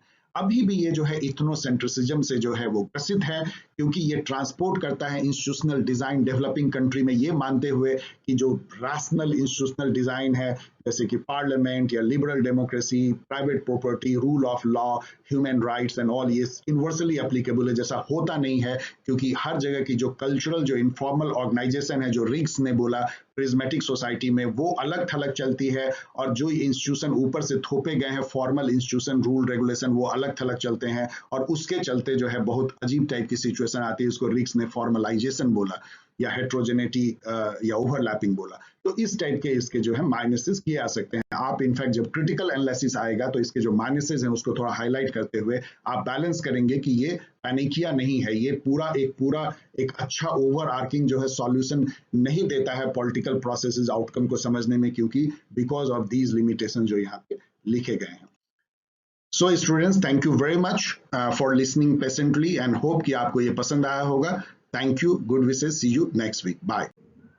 Okay dear student, thanks for watching. यदि आपको ये वीडियो पसंद आया हो तो प्लीज़ शेयर करें, लाइक करें, सब्सक्राइब करें, कमेंट करें, और यदि आप मेरे एग्जिस्टिंग स्टूडेंट हैं तो आप डाउनलोड कर सकते हैं गाइड यहाँ से, और इस तरीके से आप मुझसे जुड़ सकते हैं। और जैसा मैंने कहा था कि मैं पूरी कोशिश करूँगा कि जो भी देखिए मैं क्या करने की कोशिश कर रहा हूं कि तेजी से लाने के लिए जो पहले के सिलेबस में जो चीजें थी उसको हूबहू जो है लेकर के, और जो नई बातें हैं उसको ब्लेंड करके जल्दी से जल्दी वीडियो लाने की मैं कोशिश कर रहा हूं। इसी क्रम में हो सकता है कि आज शाम में ही जो है कल्चरल जो कह लीजिए कल्चरल जो पर्सपेक्टिव है या कल्चरल अप्रोच है कंपेरेटिव पॉलिटिक्स का, उस पे एक वीडियो जल्दी से लेकर के आए, जो नई नई चीजें आए हैं उसको लेकर के आज शाम यानी तो कल सुबह डेफिनेटली लाएंगे। एंड आई होप कि वीकेंड में भी हम लोग एक दो टॉपिक को कवर करेंगे, जिससे कि आपको ये भरोसा हो कि आपके एग्जाम के पहले काफी सिलेबस जो है कवर हो जाएगी। सो मिलते हैं बहुत जल्द। बाय।